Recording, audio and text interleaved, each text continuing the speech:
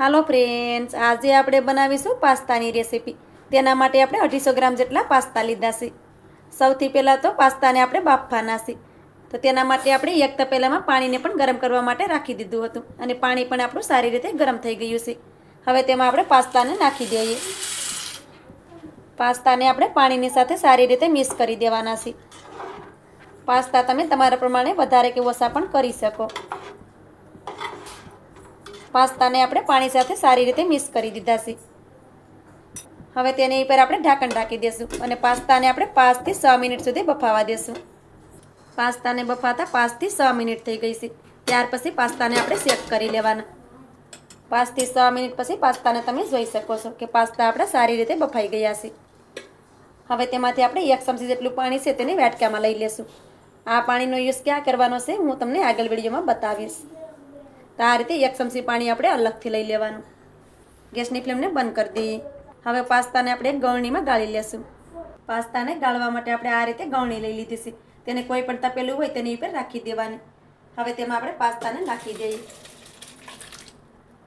જેથી કરી વધારાનું બધું પાણી નીકળી જાય. હવે તેમાં આપણે ઠંડુ પાણી નાખી દેવાનું છે, જેથી કરી તેમાં કુકિંગ પ્રોસેસ હોય તે બધી રોકાઈ જાય અને પાસ્તા શીકણા બિલકુલ પણ નહીં બને, એકદમ છૂટા છૂટા બનશે. આ રીતે પાસ્તાની પર ઠંડુ પાણી નાખી દેવાનું. આ રીતે ઠંડુ પાણી નાખવાથી પાસ્તાને તમે જોઈ શકો છો કે પાસ્તા આપણે બિલકુલ પણ શીકણા નહીં બને. તો આ રીતે થોડું ઠંડુ પાણી નાખી દેવાનું, જેથી કરી પાસ્તા એકબીજા સાથે ચોંટી ન જાય અને આ રીતે ખીલા ખીલા રહે. હવે પાસ્તાને થોડી વાર માટે સાઈડ પર રાખી દઈએ અને પાસ્તા માટે આપણે વઘાર કરી લઈએ. હવે આપણે ગેસ ઉપર એક કઢાઈ રાખી દીધી છે.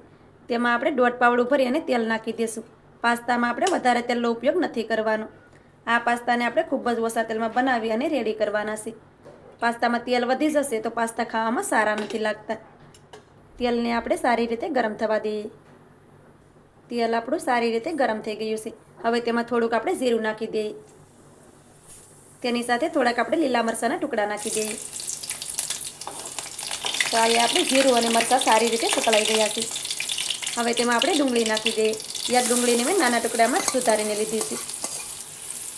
ડુંગળીને આપણે સારી રીતે સાતળી લેવાની છે.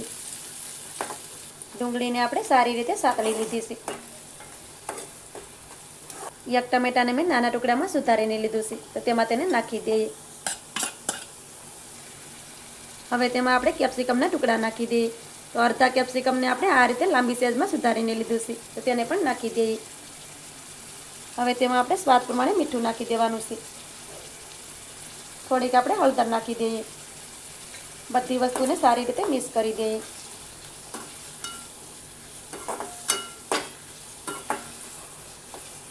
બધી વસ્તુને આપણે સારી રીતે મિક્સ કરી દીધી છે. હવે તેની સાથે આપણે આદુ અને લસણની પેસ્ટ નાખી દઈએ. આદુ લસણની પેસ્ટ છે તેને આપણે તેલમાં નથી નાખવાની, કેમ કે આપણે તેને તેલમાં નાખી દઈએ તો આદુ લસણની પેસ્ટ છે તે બળી જાય છે અને તેની ફ્લેવર સારી નથી આવતી. તો આ રીતે તેને ઉપરથી નાખવાની, જેથી કરી તેની ફ્લેવર પાસ્તામાં સરસ આવે. બધી વસ્તુને આપણે સારી રીતે સાતળી લેવાની છે. બધી વસ્તુને આપણે સારી રીતે સાતળી લીધી છે. તો તમે જોઈ શકો છો કે બધી વસ્તુ આપણી સારી રીતે સતળાઈ ગઈ છે. હવે તેમાં આપણે બાકીના મસાલા પણ નાખી દઈશું. 1 ચમચી ભરી આપણે તેમાં લાલ મરચુંનો પાવડર નાખી દઈએ. લાલ મરચુંનો પાવડર નાખવો ટોટલી ઓપ્શનલ છે. તમારે નાખવો હોય તો તમે નાખી શકો, નકર તમે તેને સ્કીપ પણ કરી શકો. ગેસની ફ્લેમને મીડિયમ રાખવાની છે, જેથી કરી મસાલા આપણા બળે નહીં. હવે તેમાં આપણે 1 પેકેટ પાસ્તા મસાલા નાખીશું. મીઠુંનું પ્રમાણ આપણે થોડુંક ઓછું રાખવાનું, કેમ કે મસાલામાં પણ મીઠું હોય જ છે. આ રીતનું મસાલાનું પેકેટ છે તે 5 રૂપિયામાં મળતું હોય છે. તેનાથી પાસ્તાની ફ્લેવર સરસ આવે છે. હવે આપણે મસાલાને સારી રીતે મિક્સ કરી દઈએ. તો મસાલાને આપણે સારી રીતે મિક્સ કરી દીધા છે. હવે આપણે પાસ્તામાંથી પાણી કાઢ્યું હતું તેને પણ તેમાં નાખી દઈએ.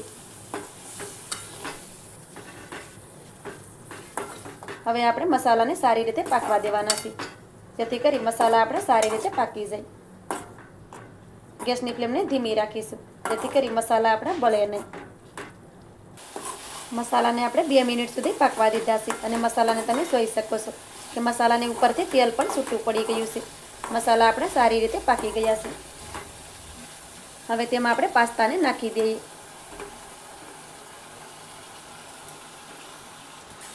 તો આ રીતે આપણે બધા પાસ્તાને કડાઈમાં નાખી દીધા છે.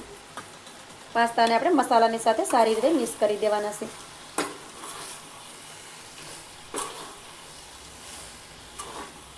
તો આ રીતે આપણે પાસ્તાને સારી રીતે મિક્સ કરી દેવાના. પાસ્તામાં થોડાક સળિયાતા મસાલા હોય તો પાસ્તા ખાવાના સારા લાગે છે.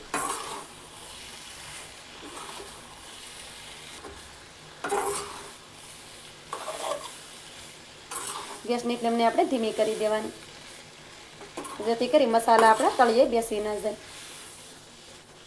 અને પાસ્તાને આ રીતે મિક્સ કરી દેવાના. પાસ્તાને મેં મસાલાની સાથે સારી રીતે મિક્સ કરી દીધા છે. પાસ્તા પણ સારી રીતે મિક્સ થઈ ગયા છે. તમે જોઈ શકો છો કે જોતાં જ મોઢામાં પાણી આવી જાય તેવા આપણા પાસ્તા બન્યા છે. હવે તેમાં આપણે 2 ચમચી ભરી ટમેટો કેચઅપ નાખીશું. તો ટમેટો કેચઅપ આ રીતે ઉપરથી જ નાખવાનો. હવે તેને પણ આપણે પાસ્તાની સાથે સારી રીતે મિક્સ કરી દઈએ.